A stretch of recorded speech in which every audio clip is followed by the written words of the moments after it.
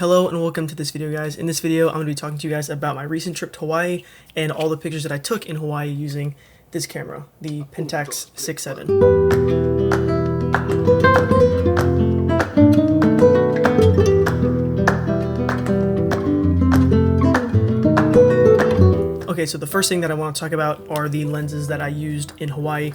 As of right now, I only have two lenses because I sold the other two, but during my time in Hawaii, I used the 45mm f4, the 100mm f4 macro, and the 150mm f2.8. And the film stocks that I used while I was there was Provia 100F, Kodak Gold 200, and Kodak Portra 400. And the first thing that I want to talk about is shooting slide film while I was in Hawaii. And I had shot slide film in the past, and I've experimented a little bit here and there. However, I felt like this was the first trip that I really shot it properly. I have sorry, that was really loud. I have these filters, that's a filter holder, but I have these leaf filters, soft grad ND filters. You can see, sort of. Yeah. So I have these leaf filter soft grad NDs. I have a 1, 2, and a 3 stop, and then this Nissi V7 Alpha film holder. And like I said, I thought that this was my first time successfully shooting slide film, and by successfully I mean I metered everything properly. The compositions weren't necessarily the best, and the images that I was taking weren't obviously also the best.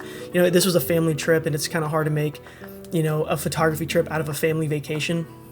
So I didn't get to shoot as much as I wanted to, but I thought that this was a good test, and to really prove to myself that I actually can meter slide film properly, and I could not have done it if I didn't have these graduated ND filters.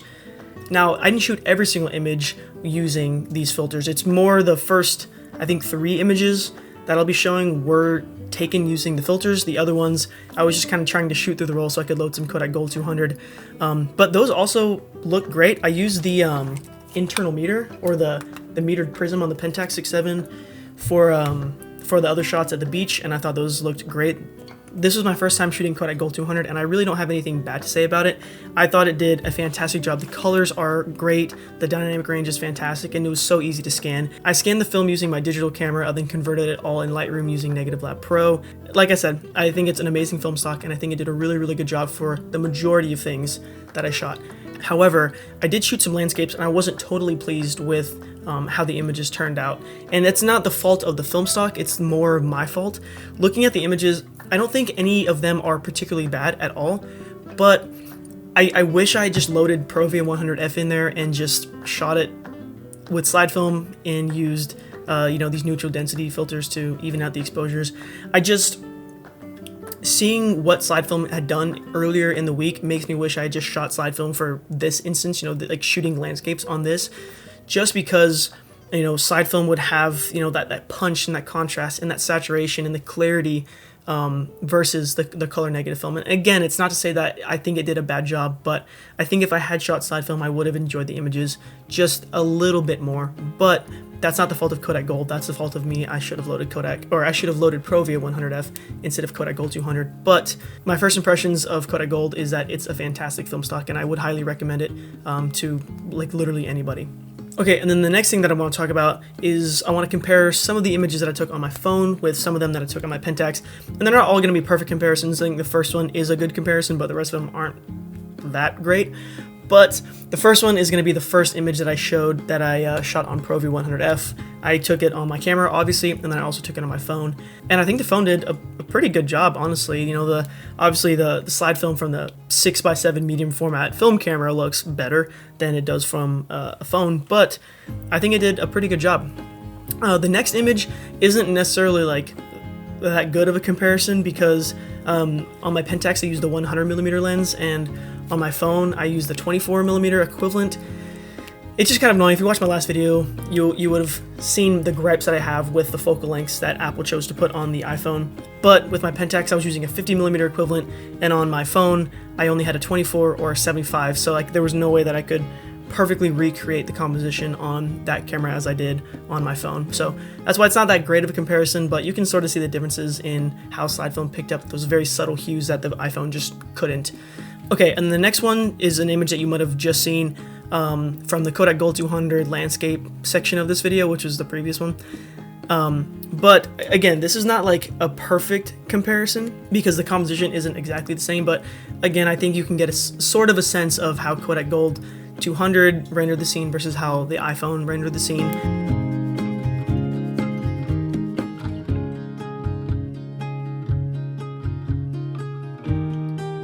So that's it for that section, just quick little fun comparisons between the two. The next one that I want to get into is sort of kind of like a sad one for me.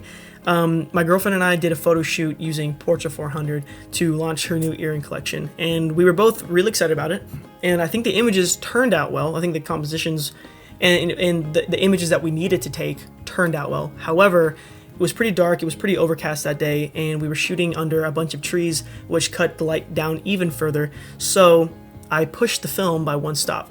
And pushing, for those who might not know, is basically purposefully underexposing your film when you're shooting it so that when you develop it, you can compensate for that underexposure. However, my suspicion is that the lab did not push my film, so every single one of these images is underexposed. Some are far severely more underexposed than others, but every single image is indeed very underexposed. There were some images that we took more directly under the clouds, you know, instead of under the trees, and those do look better. However, I'm not sure what screen you're watching this on, if it's like a phone screen, but if you're watching this on a tablet or a computer, you can really see how grainy the images are. And I'll try to zoom in so you can really see that even in the ones that had the most amount of light, the images still look bad per se. They just look very grainy. And then the ones that are under the trees are just like gone. I mean, I tried to recover them as well as I could and do as good of a job as I could to bring back any detail that I could, but I mean, there's just like no shadow detail, there's no color detail, there's like weird color shifts, and there's just no sharpness, no clarity. It kind of sucks because I was really excited about those images. The reason why I'm really thinking that it wasn't my fault and it was the lab not developing the film properly is because I still had a roll of Kodak Gold in my Pentax 6.7, so I shot the last two images before I loaded the Portra 400 in there, and I'll put those images up right now. I shot them normally at 200, and you can tell that they were shot normally at 200 because the images look fantastic. The sharpness is there, the clarity is there, the colors are there, the contrast is there, so that's why I do think the Portra 400 just was not pushed, which is pretty unfortunate. Okay, and then the last thing that I want to talk about in this video are my plans with the Pentax 6.7. In short, I'm selling it. I think it's a great camera, but I'm trying to shift a lot of my work away from film into digital for many reasons.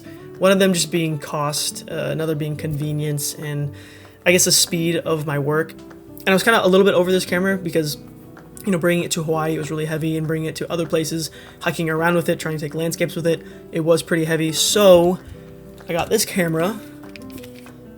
If you've seen not my last video, but the one before that about my Leica, I just kind of got out on a whim. I bought this camera using the money that I made from my Leica instead of buying digital camera like I said I would have. It was definitely an impulse purchase, but I've wanted that camera for a while, and I'd wanted to test out that camera and see what it was like, because I think a lot of people kind of like drool over it. So I just wanted to see the hype and see what it was about. And I've had it for about a month now. I've put, I think, like 6 rolls through it. And as much as I do like it, it's just, I didn't fall in love with the camera like I thought I would. And like I said with the Pentax, I am trying to just shift as much of my work to digital as possible. I am selling the Pentax 6.7 and the Mamiya 7. I'm keeping this camera right here, as you can see. It's a Mamiya 645. So yes, I'm still planning on shooting film, not fully ditching it.